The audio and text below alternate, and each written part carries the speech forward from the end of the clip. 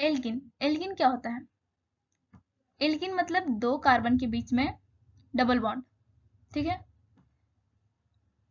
सी और सी बॉन्ड जहां भी दिखेगा उसको हम कहेंगे कि ये एल्किन है। इसका जो जनरल फॉर्मूला होता है वो होता है CnH2n, और इसे ओलेफिन्स के नाम से भी जानते हैं। एल्केन को हम लोगों ने क्या पढ़ा था, उसे हम किस नाम से जानते थे? पैराफिन्स के नाम से। और एल्किन को हम ओलेफिन्स के नाम से जानते हैं।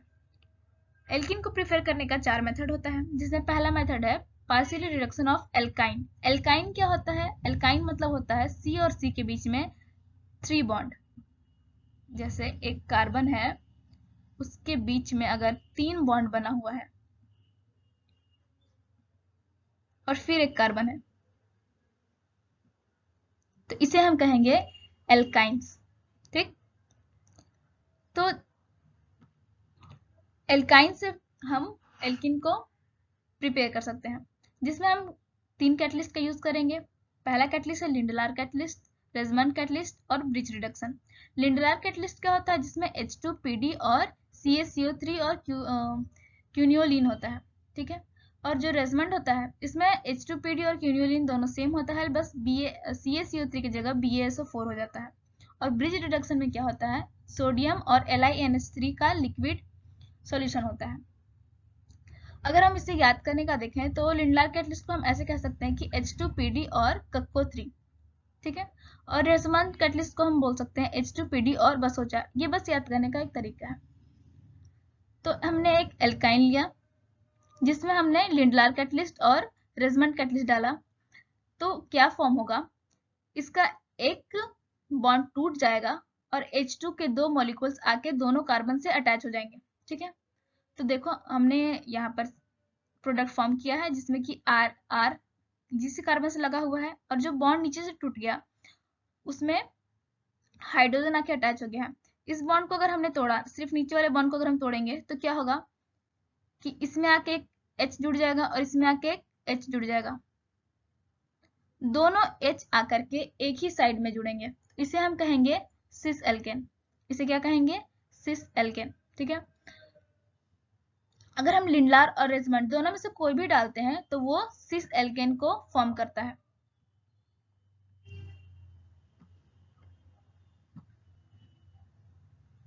लेकिन यही अगर हम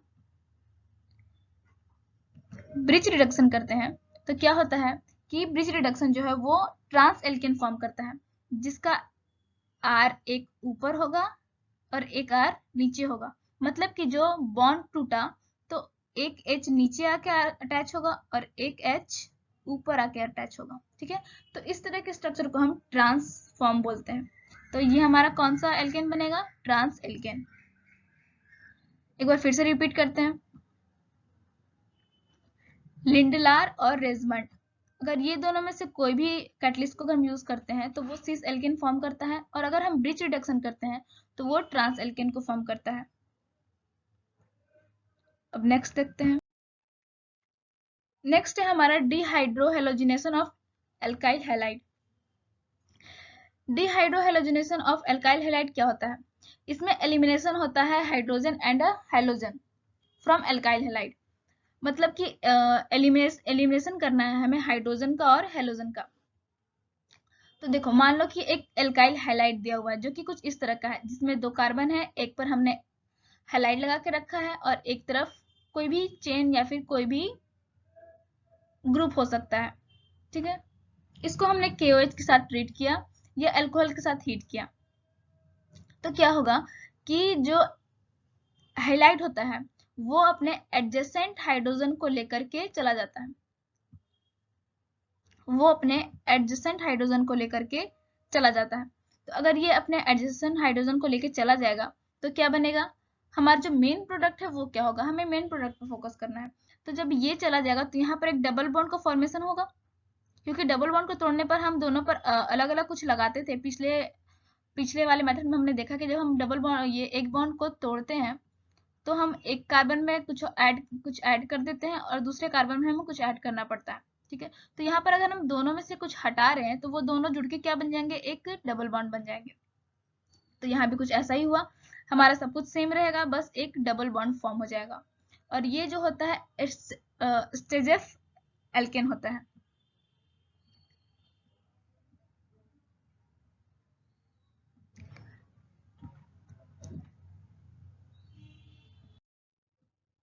नेक्स्ट मेथड होता है dehydrogenation of alkene. Dehydration of alkene क्या होता है कि एलिमिनेशन ऑफ वाटर मॉलिक्यूल, मतलब हमारा जो रिएक्टेंट दिया है उसमें से हम वाटर मॉलिक्यूल को रिमूव करेंगे, तो उसे कहेंगे डिहाइड्रेशन ऑफ एल्कोहल। मतलब देखिए, हमारा एक एल्कोहल दिया हुआ है, ये एक एल्कोहल है क्योंकि हमें इसमें OH ग्रुप दिख रहा है, तो ये एक एल्कोहल है। इसमें हम एसिड डाल के इसे हीट करेंगे तो क्या होगा, इसमें से वाटर मॉलिक्यूल रिमूव हो जाएंगे। तो वाटर मॉलिक्यूल को अगर हम रिमूव करेंगे तो H2O, वाटर का फॉर्मूला होता है H2O, तो यहाँ से हमें एक H और एक O दिख गया और बगल में एक H था, तो ये दोनों रिमूव हो जाएंगे। तो ये रिमूव हो जाएंगे तो H2O बाहर निकल जाएगा और हमारा क्या बनेगा, एक डबल बॉन्ड फॉर्म हो जाएगा, जिसे हम एल्केन कहेंगे।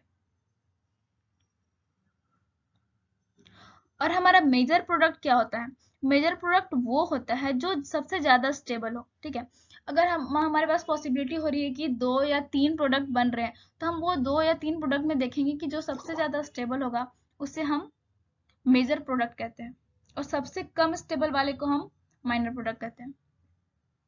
ठीक है, और डिहाइड्रेशन का रेट क्या होता है, डिहाइड्रेशन का रेट जो होता है वो 3 डिग्री अल्कोहल, फिर 2 डिग्री अल्कोहल, फिर 1 डिग्री अल्कोहल। मतलब कि 3 डिग्री अल्कोहल जो है वो सबसे पहले डिहाइड्रेट होगा, फिर जो 2nd डिग्री अल्कोहल है वो उसके बाद डिहाइड्रेट होगा, और जो 1 डिग्री अल्कोहल है वो सबसे लेट से डिहाइड्रेट होगा।